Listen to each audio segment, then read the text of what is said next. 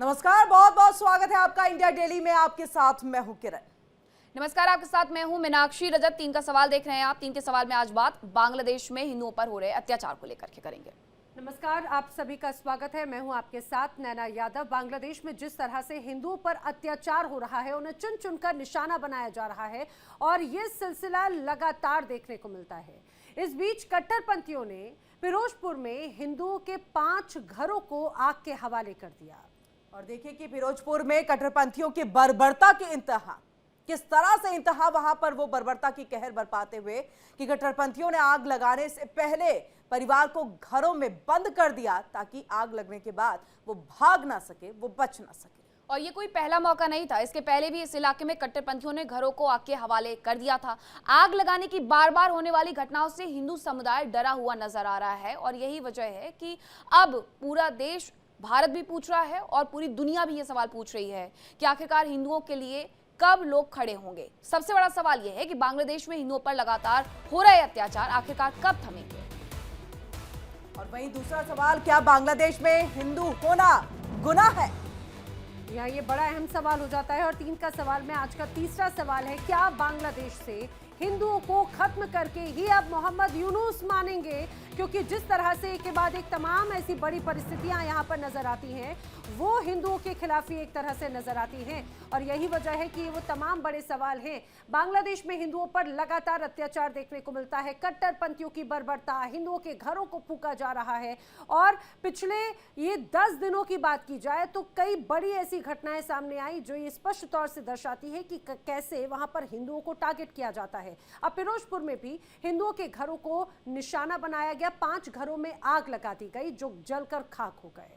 उपद्रवियों ने इतना ही नहीं, बाहर से ताला लगा दिया। ताला लगाने के बाद आग लगाने की घटना को अंजाम दिया गया है। अब आप समझ जाइए कि बांग्लादेश में अगर आप हिंदू हैं तो हिंदू होना आपके लिए गुनाह है। और ये कोई पहली बार नहीं हुआ, इसके पहले भी हमने देखा था 2024 में किस तरीके से तस्वीरें वहां से निकल करके सामने आई थी। एक बार फिर से तस्वीरें 2025 में वही निकल करके सामने आ रही है। हमारे साथ चर्चा में शामिल होने के लिए कर्नल शिवदान सिंह, रक्षा विशेषज्ञ हैं, जुड़ गए हैं। और इसी के साथ अभिषेक खरे भी हमारे साथ जुड़ेंगे थोड़ी देर में, विदेश मामलों के जानकार हैं, वो भी हमारे साथ मौजूद होंगे।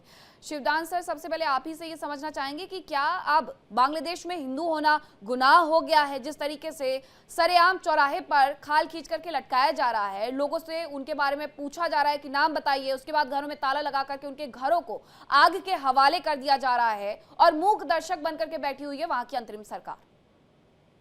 देखिए, पूरे विश्व में एक इस उदाहरण है और एक रिकॉर्ड है कि किसी दूसरे देश को आजादी दिलवाने के लिए एक देश ने अपना बलिदान दिया। हमारे 7,000 सैनिक वीरगति को प्राप्त हुए और हमारा एक पंचवर्षीय योजना का धन इस युद्ध पे खर्च हुआ 1971 में, जब हमने बांग्लादेश को आजादी दिलवाई थी। और यही सोच के दिलवाई थी कि वहां के जो बांग्लादेश के निवासी हैं सब सुरक्षित रहेंगे, और खासकर हिंदू माइनॉरिटीज को, जिनके ऊपर वहां की पाकिस्तान की सेना इतने अत्याचार कर रही थी, उसको सुरक्षा देने के लिए हमने सारा काम किया था। मगर क्या दुर्भाग्य है कि अब वही स्थिति दोबारा बांग्लादेश में बन गई है जो 1970 में बनी थी, जिसके द्वारा पाकिस्तानी सेना को भारतीय सेना ने हराकर भगाया था। उनके 93 सैनिकों को, 1000 सैनिकों को अपने युद्धबंदी बना के अपने जेलों में रखा था। अब वही स्थिति दोबारा बांग्लादेश में बनती जा रही है और इसका मुख्य कारण यह है कि पाकिस्तान, जो कि ISI, जो ये इससे उसे बहुत तकलीफ हो रही थी कि बांग्लादेश भारत के नजदीक क्यों है, क्योंकि शेख हसीना भारत के साथ बड़े मैत्रीपूर्ण संबंध बना के रखी हुई थी। तो इसलिए पाकिस्तान की ISI ने वहां पर मुस्लिम कट्टरपंथ को बढ़ावा दे करके आज बांग्लादेश को इस स्थिति में ला दिया है कि वहां पर हिंदुओं पर तरह तरह के अत्याचार करके भारत को उकसाया जा रहा है। भारत को यह बताया जा रहा है कि आपने जो गलती की है अब उसको हम दोबारा नहीं करेंगे और हम दोबारा बांग्लादेश को पूर्वी पाकिस्तान बना के छोड़ेंगे। अपने आप में एक बड़ा गंभीर एक पूरा अब सिनेरियो और बनता नजर आता है। दिन ब दिन परिस्थितियां और बिगड़ती हुई नजर ही आ रही हैं। विदेश मामलों के जानकार अभिषेक खरे भी हमारे साथ में कनेक्टेड हैं। अभिषेक जी, आपका भी बहुत स्वागत है इस चर्चा में। जैसे ही बांग्लादेश में हिंदुओं पर अत्याचार के मामले बढ़ना सामने आए, उसके बाद में भारत की तरफ से जवाबी ये कहा जाए कि बयान भी दिया गया और इस तरह की घटनाओं को पूरे सिरे से खारिज करने की बात कही गई, निंदा की गई और ये भी कहा गया कि जो ये बड़ी घटनाएं हैं उन पर कंट्रोल होना चाहिए, चुन चुन कर टारगेट किया जा रहा है। लेकिन सबसे हैरान कर देने वाली बात ये कि बांग्लादेश का भी जो विदेश मंत्रालय था, बांग्लादेश की सरकार, उनका कहना है कि एक तरह से अगर ये सिर्फ हिंदुओं की बात की जा रही है तो वो गलत है। वो इसे हिंदुओं के खिलाफ घटनाएं मानने से ही सीधे सीधे इनकार कर देते हैं। जब ऐसी कोई घटनाएं होती हैं तो उनकी तरफ से ये बयान सामने आता है कि ये ऐसे कुछ लोग हैं, खासतौर से ऐसे तत्व हैं जो गलत परिस्थितियों में हैं और उन पर एक्शन लिया जा रहा है। आखिर कैसे इन्हें चिन्हित किया जाएगा? ये एक अपने आप में बड़ा ही गलत सिंबलाइज बनता जा रहा है जिस रूप में घटनाओं को अंजाम दी जा रही है। अभिषेक जी नैना जी, अगर हम इस बात को समझें तो सबसे पहली बात तो ये है कि इस पूरे घटनाक्रम पे जो विश्व का मौन है, जिस तरह से मानवाधिकार के चैंपियन है, यूरोपियन देश हैं या अमेरिका की बात कर लें, वो इसके बारे में कुछ नहीं कह रहे हैं जब तक कि भारत में इनके खिलाफ प्रदर्शन शुरू नहीं किए गए। भारत में दीपचंद दास की हत्या के खिलाफ पूरे देश में बहुत ज्यादा प्रदर्शन हुए, बांग्लादेश के एम्बेसी के सामने प्रदर्शन हुए। उसके बाद मोहम्मद यूनुस ने तब जाके इस बात को एड्रेस किया, पुलिस की जांच शुरू हुई, कुछ लोगों की गिरफ्तारियां हुई। तो देखिए, इस पूरे मामले में अगर मैं बात करूं तो ये जो हिपोक्रेसी है विशेष तौर पर वेस्ट की, कि जिसमें अगर उनके यहाँ कोई प्रॉब्लम होती है तो वो प्रॉब्लम है, भारत या एशिया के कोई या कोई दुनिया भर के अफ्रीका या गरीब देशों में कोई प्रॉब्लम होती तो उस पर वो ज्यादा ध्यान नहीं देते। तो भारत को इस समस्या को हर हाल में एड्रेस करना होगा। जिस तरह से हमारे यहाँ अब जैसे आंदोलन शुरू हुए, उसके बाद कुछ तवज्जो दी गई इस मामले को बांग्लादेश में, इस तरह से अब जो तारिक रहमान आए हैं, उन्होंने अपने पहले भाषण में ये बोला है कि ये देश सबका है, सब लोग यहाँ रह सकते हैं। लेकिन समस्या ये है कि इतनी बड़ी जनसंख्या जो बांग्लादेश में रहती है हिंदुओं की, आखिर वो कब तक डर में रहेगी? आज घोषणा हुई है कि वो एक पार्टी बना रहे हैं, वहां पे माइनॉरिटी पार्टी बना। आपने कहा कि ये कई बड़े देश है, उनकी हिपोक्रेसी, लेकिन एक मानवता को लेकर के खतरे में ना पड़े मानवता, इसके लिए तो कई सारे नॉर्म्स है ना। इंटरनेशनल अगर हम लॉ की बात कर ले तो उसमें कई सारे नॉर्म्स है। जब जब मानवता पर प्रहार हुआ है, जब तब आम इंसानों को यहाँ पर निशाना बनाया गया है, चाहे वो किसी भी धर्म के क्यों ना हो, आवाज उठती है। हिंदुओं के लिए क्यों नहीं उठ रही है, ये एक सवाल उठ रहा है। यही तो मैडम यही मैं कह रहा हूँ कि यही तो हिपोक्रेसी है वेस्ट की, तो कि उनके अगर छोटे से इंटरनेशनल लॉ फिर यहाँ पर काम क्यों नहीं कर रहा? यूएन की तरफ से क्यों बयान नहीं आ रहा है? जी, ये कंट्रोल कौन? देखिए, अल्टीमेटली इन सबको, बड़ी संस्थाओं की अगर मैं बात करूं, सबके पीछे कंट्रोल करने वाला है यूएस। और यूएस के हिसाब से जो मोहम्मद यूनुस बैठे हैं वो तो यूएस की कठपुतली हैं, उनकी पपेट है, उनके हिसाब से काम कर रहे हैं। तो जब वो उनके हिसाब से काम कर रहे हैं, इसलिए ना यूएस उसका विरोध कर रहा है, ना उनके खिलाफ बयानबाजी कर रहे हैं। उल्टा मैंने अपने विगत लगभग 10-15 साल के जीवन में कभी नहीं देखा कि यूएस एम्बेसी ने किसी देश की कोई इंटरनल समस्या या कोई व्यक्ति मारा गया हो जो कि नॉन स्टेट एक्टर हो, उसके सम्मान में झंडे को झुकाया हो, उसके सम्मान में 2-3 ट्वीट किए हो। अब जरा ये देखिए कि किस तरीके से अब वहां अमेरिका की कांग्रेस में कहीं ना कहीं इस मुद्दे को लेकर के बात हो रही है, वहां के सांसदों के द्वारा इस मुद्दे को उठाया गया है। अमेरिका की तरफ से राष्ट्रपति डोनाल्ड ट्रंप की तरफ से एक बयान आया कि संयुक्त राष्ट्र अमेरिका ही अब संयुक्त राष्ट्र है, क्योंकि यूएन की तरफ से वैसे भी बहुत ज्यादा चीजों पर फोकस किया नहीं जाता, मैं ही सारे युद्ध रुकवाता हूं। अभी उन्होंने आंख पर पट्टी बांधी हुई है। हालांकि ये कहा भी जा रहा है कि पीछे से वही सारा कुछ बांग्लादेश में खेल भी कर रहे हैं, उनकी तरफ से चलाया जा रहा है। लेकिन कर्नल शिवदान, मेरा सवाल आपसे ये है कि सरकार से, शेख हसीना से लोगों को दिक्कत थी, वहां एक बड़ा मूवमेंट होता है, 5 अगस्त 2024 को उनको हटा दिया जाता है, वो देश छोड़ करके चली जाती हैं। उसके बाद एक बार फिर से हादी को लेकर के, हादी की हत्या होती है, तो फिर से एक बार वहां पर हिंसा भड़कती है। लेकिन दोनों ही बार एक ही पैटर्न देखने को मिला कि हिंदुओं को निशाना बनाया गया। तो उस देश में रहने वाले लोगों के लिए हिंदू या फिर ईसाई अल्पसंख्यक वही क्यों निशाने पर हैं? उन्हें उनसे क्या दिक्कत है? उन्होंने उनका क्या बिगाड़ा है? ये भी तो समझना होगा। देखिए, ये जो हिंदुओं को इंसाना इसलिए बनाया जा रहा है कि उनको ये देखा जाता है कि भारतवर्ष हिंदू प्रधान देश है, कि जहां पर कि हिंदुओं की आबादी इतनी है, तो वो हर चीज को इस तरह देखते हैं कि हिंदुओं को हम करेंगे, विक्टिमाइज करेंगे, तो इस एक तरह से हम भारत को सबक सिखा रहे हैं, भारत को हम बता रहे हैं कि हम कितने ये हैं। और पाकिस्तान के आईएसआई का उद्देश्य यही है कि भारत को जितना तकलीफ पहुंचाई जा सके या भारत को जितना एंटेगोनाइज किया जा सके और उसका दूसरा फ्रंट खोल दिया जाए, जिससे बांग्लादेश के साथ भारत के संबंध खराब हो जाएं और वहां भारत का बांग्लादेश के साथ कोई ऐसा युद्ध जैसा छिड़ जाए जिससे कि पाकिस्तान का पर्पस सॉल्व हो जाए कि देखो हमने भारत को इधर भी एंगेज कर दिया और हमारे साथ तो एंगेज है ही। तो ये एक इस तरह का प्रोग्राम है इनका पाकिस्तान के आईएसआई का। नहीं, और तो ये शिवराज सब जी, क्या इस डर से भारत को फिर चुप रहना चाहिए? कि नहीं, भारत को नुकसान देखिए है। ऐसा है, हाँ। इसमें भारत के पास इस वक्त जो है कि तरह तरह की रेस्ट्रिक्शंस बांग्लादेश पर लगाई जानी चाहिए। उसके जो भी हमारा ट्रेड चल रहा है बांग्लादेश के साथ में और को पानी जो जा रहा है बांग्लादेश में, इन सबको जिस प्रकार से हमने पाकिस्तान को के ऊपर रेस्ट्रिक्शन लगाई है, वही रेस्ट्रिक्शन सारी बांग्लादेश पर लगाई जानी चाहिए। क्योंकि बांग्लादेश का जो आर्थिक विकास हुआ है पिछले 15 साल में, वो केवल भारत की सहयोग के कारण हुआ था।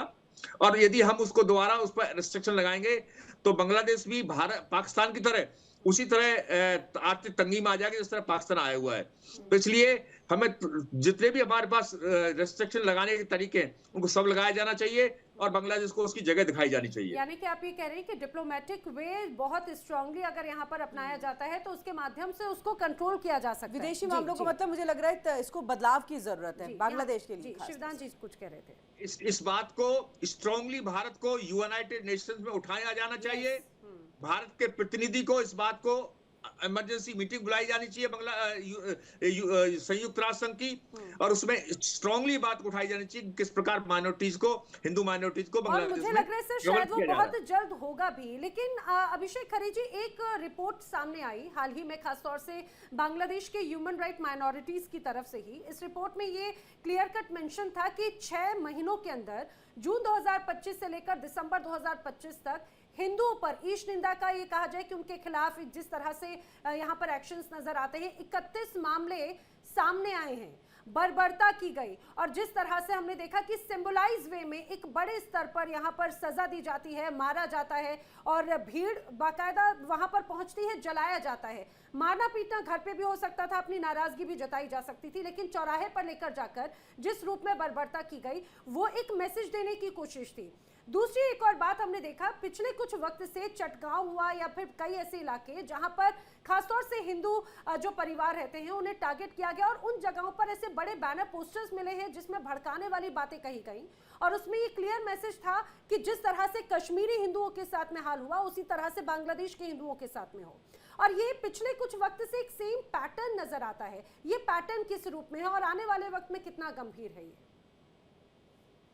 अगर आप इस पैटर्न को देखेंगे तो ये पैटर्न मूल रूप से पाकिस्तान का ही है, सेम। वहां पे ब्लास्फेमी जो कानून है, आप उसके अंतर्गत देखेंगे लगभग पिछले 10 साल की अगर मैं बात करूं तो एक बहुत बड़ी घटना हुई थी, एक श्रीलंका के नागरिक को मारा गया था इस पैटर्न पे। इसके अलावा वहां पे रेगुलर ये घटनाएं होती हैं, ब्लास्फेमी का आरोप लगा दो किसी हिंदू के ऊपर, किसी गैर मुस्लिम के ऊपर, फिर अचानक से एक पूरी भीड़ आती है, व्यवस्थित तरीके से पुलिस का अता पता नहीं होता है, उसको जला देते हैं, मार देते हैं। तो ये एक बिल्कुल फिक्स पैटर्न पे है और इसी पैटर्न को बांग्लादेश में जमाते इस्लामी है वो फॉलो कर रहा है, कट्टरपंथ है वो फॉलो कर रहे हैं और ये बहुत ही प्लान्ड तरीके से हो रहा है। देखिए, अगर पिछले कुछ सालों में बात करें तो जिस तेजी से धर्म परिवर्तन हो रहा है, कितनी बड़ी हिंदू आबादी थी और आज 8% 7% के आसपास मुश्किल से रह गई। तो ये एक बहुत प्लान तरीके से किया जा रहा है हिंदुओं के खिलाफ और इसमें जमाते इस्लामी कट्टरपंथी आ गए हैं। और इनका प्लान क्या है? बहुत सिंपल सा प्लान है, या तो आप कन्वर्ट होइए या आप भारत के ऊपर प्रेशर डालेंगे या फिर भारत सरकार कुछ करे, शेख हसीना को सौंपे। मतलब ये कुल मिला के एक इस तरह की साजिश की जा रही। ठीक है, इस तरह की ये जो आप बता रहे हैं कि किस तरीके से भारत पर प्रेशर बनाने की एक तरीके से कोशिश है कि हसीना को, शेख हसीना को वापस लौटा दिया जाए। लेकिन अभिषेक खरे जी, क्योंकि ये पूरी दुनिया पूछ रही है, भारत में भी अंदर से ही अब ये सवाल पूछे जा रहे हैं, भारत सरकार का रुख क्या है? ठीक है, भारत सरकार का रुख हमेशा ये रहा है भारत का कि हम किसी के भी आंतरिक मुद्दों में दखल नहीं देते हैं, लेकिन हम इन चीजों की निंदा जरूर करते हैं। निंदा की जा रही है अभिषेक खरे जी, लेकिन क्या सिर्फ निंदा करने से वहां पर हिंदुओं पर जिस तरीके से अत्याचार हो रहे हैं वो रुक जाएंगे? सिर्फ बहस का मुद्दा वो बन जाए, सिर्फ उस पर आंसू बहा दिए जाएं भारत की तरफ से, तो यही होने वाला है या भारत सरकार कोई बड़ा कदम भी उठाएगी? ये किस तरीके से समझ में आ रहा है? देखिए क्या है, एक जिम्मेदार देश के रूप में भारत बहुत ही अपने जो कदम है वो बहुत फूंक फूंक के रख रहा है। बहुत, क्योंकि जो भारत का तरीका है काम करने का वो उस तरह का नहीं है। बहुत गैर जिम्मेदार देश जो जिस तरह के बयानबाजी करते हैं या एक्ट करते हैं उस तरह भारत नहीं करता। भारत हर चीज को बहुत आराम से नियम कायदे जो अंतर्राष्ट्रीय रूल रेगुलेशन है उसके हिसाब से कर रहा है। तो पहली बात तो ये है कि भारत कोशिश कर रहा है इस मुद्दे का अंतर्राष्ट्रीयकरण हो, यूएनओ में जाए और बड़े देश इसका विरोध करने पिछले एक साल से जो यहाँ पर हमने तख्ता पलट से लेकर अभी तक कई बड़ी हिंसा की ऐसी घटनाएं देखी, महिलाओं बच्चों को कितना बर्बरता के साथ में उनके साथ में बदसलूकी की गई, अब लोगों को घरों में जलाया जा रहा है। सबसे महत्वपूर्ण बात है कि आखिर कब तक ये फूंक फूंक कर कदम रखे जाएंगे, कब स्ट्रिक्ट एक्शन लिया जाएगा, और अब अभी भी क्या वक्त वही डिप्लोमेटिक वे में ही बातचीत को धीरे धीरे आगे बढ़ाने का है या फिर कोई सख्त संदेश और सख्त एक्शन की जरूरत है, और वो क्या हो सकता है? बिल्कुल अभिषेक जी इसका जवाब दीजिएगा। मैं ऐड ऑन नैना के ही सवाल में, या फिर इंतजार हो रहा है फरवरी का जब चुनाव होगा कि थोड़ी सी अगर स्टेबल कोई सरकार आ जाती है यहाँ पर तो शायद रिश्ते ठीक हो जाए?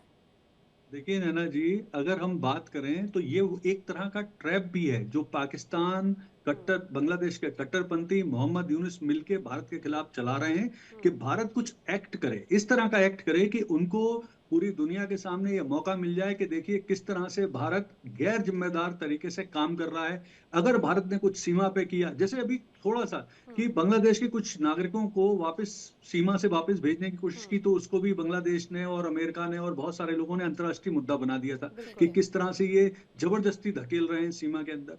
तो प्रॉब्लम क्या है, आप अंतर्राष्ट्रीय नियमों का, अगर आप एक लोकतंत्र हैं और बहुत ही जिम्मेदार देश हैं तो आपको बहुत सारे रूल रेगुलेशन का पालन करना पड़ता है। कहीं ना कहीं विदेशी मामलों में और कूटनीति में बहुत सी चीजों का ख्याल रखना पड़ता है, सिर्फ इमोशनल होकर के बहुत सारे कदम नहीं उठाए जा सकते हैं। लेकिन कर्नल, मेरा सवाल आपसे ये है कि अगर मैं थोड़ा इतिहास में जाते हैं, हम 1905 की बात करते हैं जब ब्रिटिशर्स ने सबसे पहले फूट डालो राज करो की नीति अपनाई, पश्चिम बंगाल और पूर्वी बंगाल दो हिस्से कर दिए, पूर्वी बंगाल अब का बांग्लादेश हो गया है, और अब जो बांग्लादेश हुआ है तो उसमें डेमोग्राफिक जो चेंज रहा, अगर मैं देखूं 1905 से लेकर के अभी 2025 तक, तो जो डेमोग्राफिक चेंज रहा उसमें एक समुदाय की आबादी बढ़ती गई, एक समुदाय की आबादी घटती गई।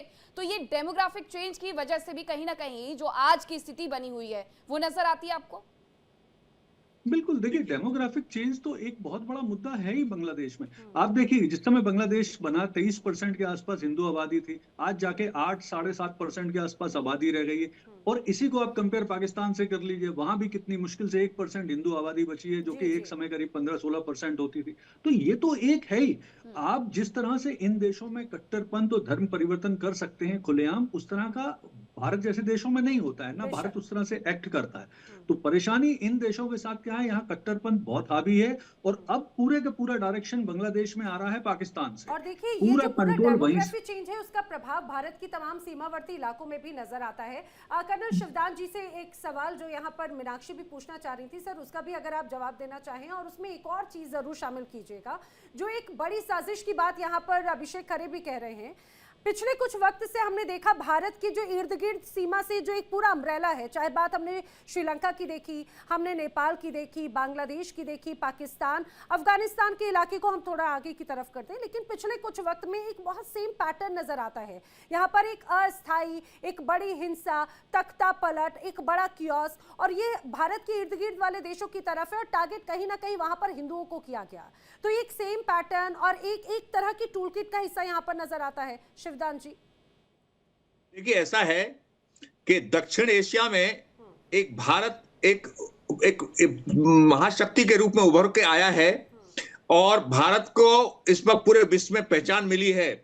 और भारत के बारे में ये अज्यूम किया जा रहा है कि यहाँ पर हिंदू मेजोरिटी वाला देश है भारत, इसलिए पूरे दक्षिण एशिया में अमेरिका जो अपना प्रभुत्व स्थापित करना चाहता है, अपना इन्फ्लुएंस स्थापित करना चाहता है, उसके लिए उसने पूरे दक्षिण एशिया के देशों को अनस्टेबल किया हुआ है, चाहे वो श्रीलंका हो, चाहे वो नेपाल हो, चाहे वो अफगानिस्तान हो।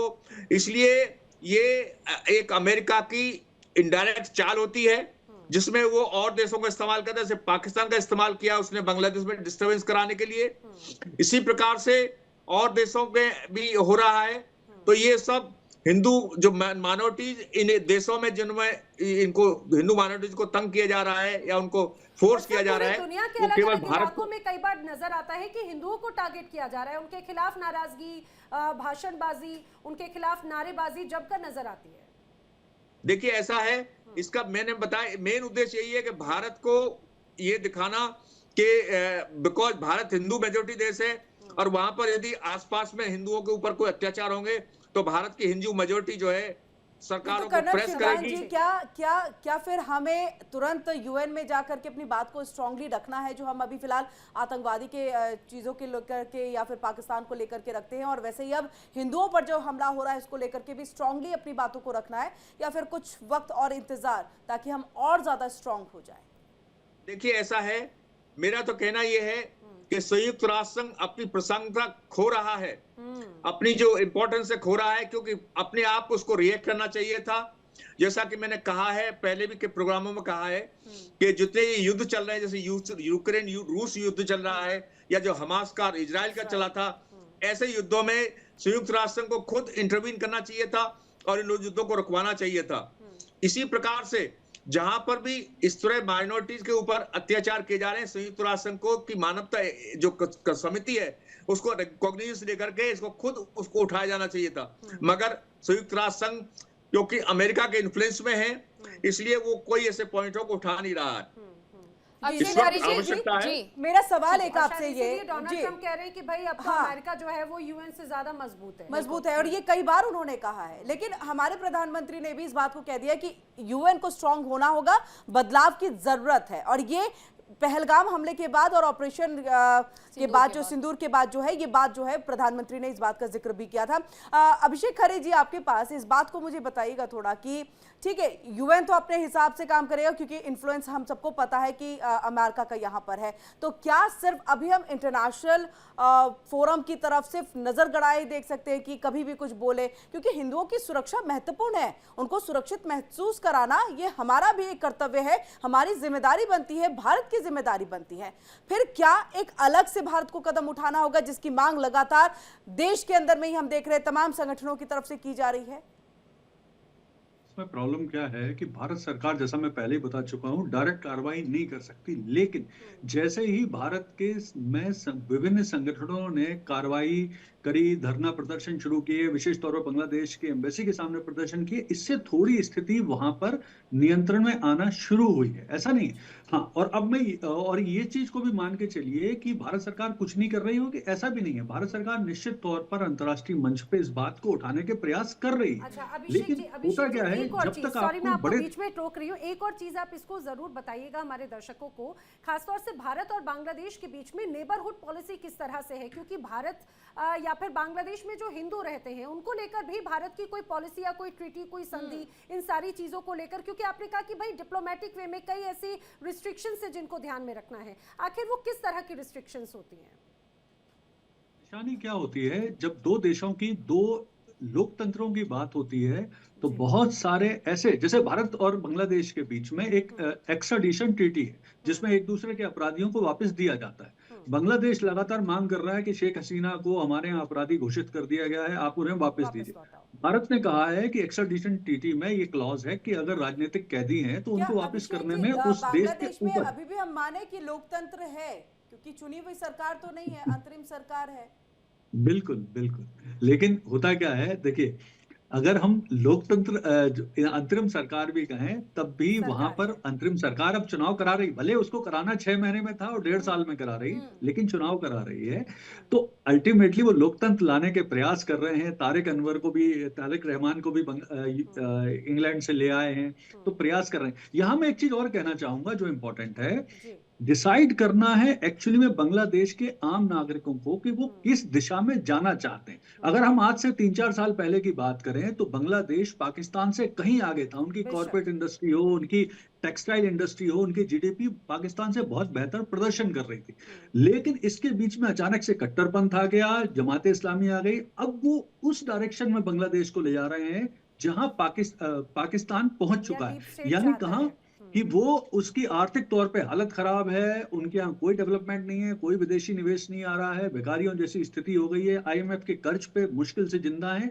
तो बांग्लादेश के लोगों को, प्रबुद्ध नागरिकों को, मैं भी कुछ बीच में आर्टिकल पढ़ रहा था जिसमें बांग्लादेश के ही नागरिक ये बात बोल रहे हैं, जो प्रबुद्ध नागरिक हैं, पढ़े लिखे हैं, कि हम गलत डायरेक्शन में जा रहे हैं। हम पाकिस्तान का जो पाकिस्तान की बात मान के और उसकी डायरेक्शन में जाने से असल देखिए ना, अगर आने वाले पाकिस्तान के समय साथ में ही कदम ताल करेंगे तो पाकिस्तान के ही रहमो करम पर बिल्कुल पलने के लिए वो भी अपने आप को तैयार कर रहे हैं। वहां की सरकार ये यही समझना यही नहीं चाहती। अब यही देखिए बात मैं आर्थिकी यही में बात मैं कह रहा हूँ। आर्थिकी में नोबेल पुरस्कार मिला है और फिर भी अपने देश की आर्थिक स्थिति किस तरीके से जो यूनुस है वो बर्बाद करने में लगे हुए हैं, वहां के नागरिकों को ये समझना होगा। बहुत धन्यवाद आप सभी का हमारे साथ इस चर्चा का हिस्सा बनने के लिए, हमारे साथ जुड़ने के लिए।